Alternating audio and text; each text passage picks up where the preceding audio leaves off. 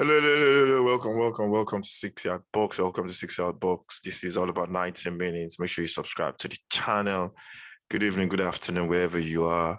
This is match reactions to the game between Tottenham and Southampton in the Premier League.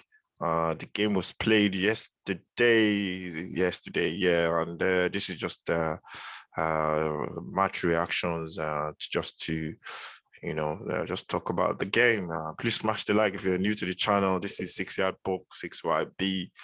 Everything about football, more football, less banter. That's what we do. So it's all about football, and let's get into it. Yeah. So looking at the game yesterday, Tottenham was a very, very, very interesting and confusing game, to be honest. Southampton played really well, I must say. I think I have to give that to them. As a Tottenham fan, I'm not biased. I don't have blinkers on. I think I know when a team played really well. I appreciate good football. And when my team play, I always make sure, I give kudos to the team that played better than my team. So I always make sure I do that. And at the end of the day, I just have to be honest to myself that Southampton yesterday played really well. They were the better side. Although Tottenham had the quality, they were the better side. So, yeah, Tottenham scored against the run of play. And sometimes in football, you don't always, they say you don't always get what you deserve in football. And that happened yesterday. I think Tottenham didn't actually deserve to go a goal up when they did score. And it was a good goal. It was a good goal from Tottenham, created by, I think it was a cross from Oibe, making run into the box, and he crossed the ball. And it was a decent finish. It was an own goal from the defender. It was a different finish from the defender, and he had to put something on the ball. So then Southampton just came. They played really well. They pressed Tottenham really high. They got legs in midfield.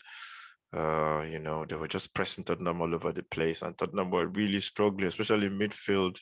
We were not moving the ball quickly enough, and we were just lacked that sharpness. And I think that affected the way the game panned out. Southampton scored the equalizer.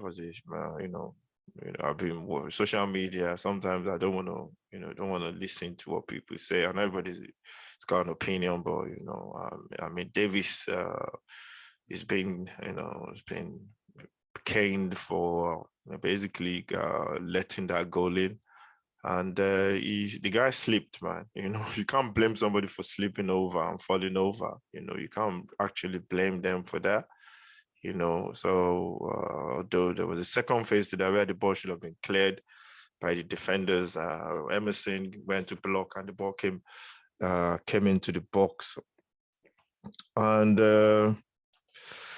I think that was the problem. The ball came into the box, and the ball should have been cleared. And Tottenham didn't actually, Southampton scored. And from then on, it was difficult. Tottenham, to the end of the first half, I don't know why that is. Maybe it was a plan by Tottenham to play that way. But at the end of the day, you play a game of football to win. Yeah, at the end of the day, it's not about. So it's it was he ended up. I think he ended one goal. He ended 1-1 at the end of the first half. Second half was different. No, I think he ended one goal. Yeah, he ended one goal at the end of the first half. Played a little bit better with a lot of more. What do you call it? A little bit better with a lot more conviction in their play, and I think they pushed up a little bit up the pitch. They pressed Southampton a little bit higher, and then we played a little bit better. Got the second goal. It was 2-1. And then from there, they just made a couple of changes. I think Southampton just,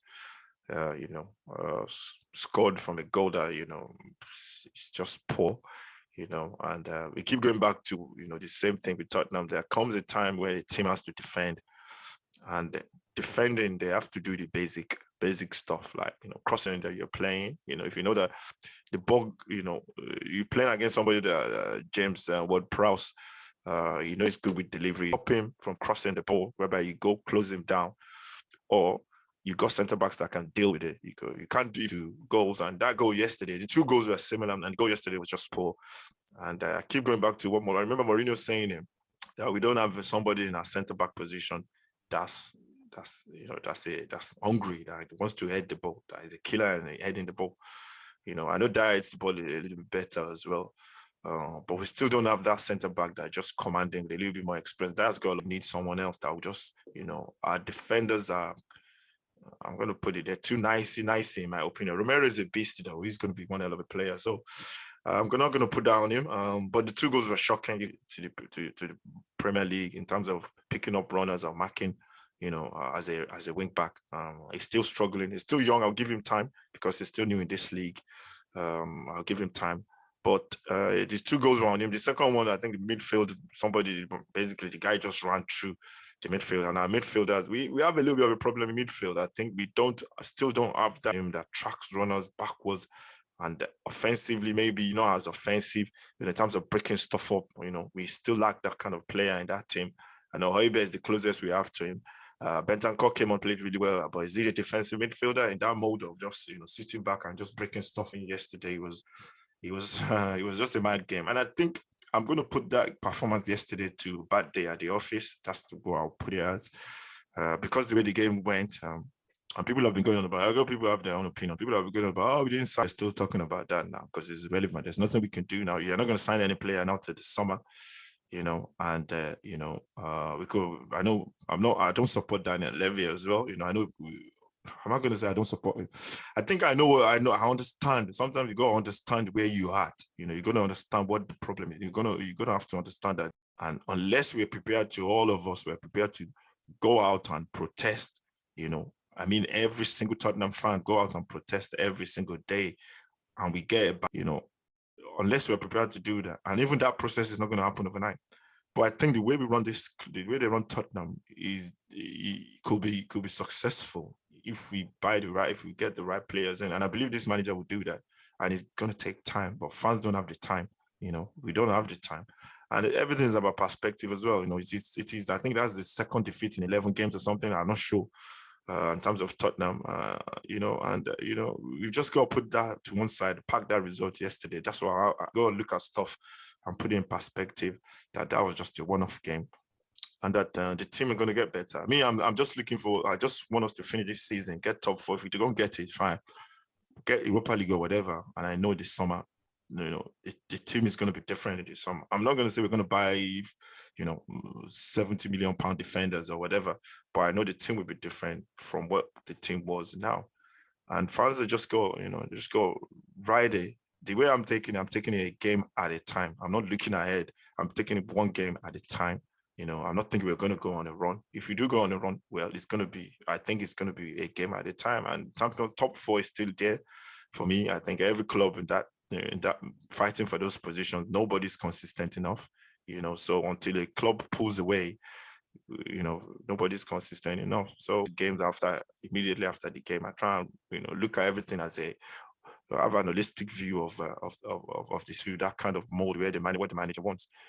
And, we are not going to sign 50 million pound players or 100 million pound players.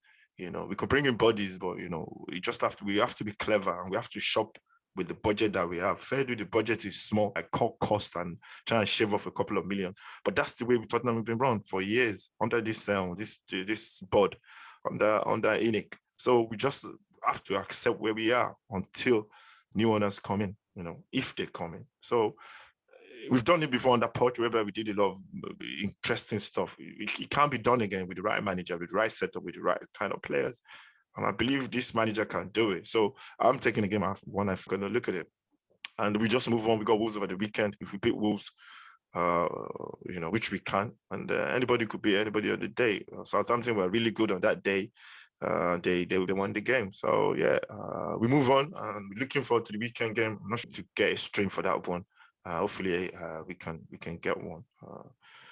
So yeah, that's it really. That's what I got to say about the game yesterday between Tottenham. Like DG, please click those likes, comment, subscribe as well. I'm like 3 subscribers from 60 and 940 from 1,000 subscribers. So I know we can do it.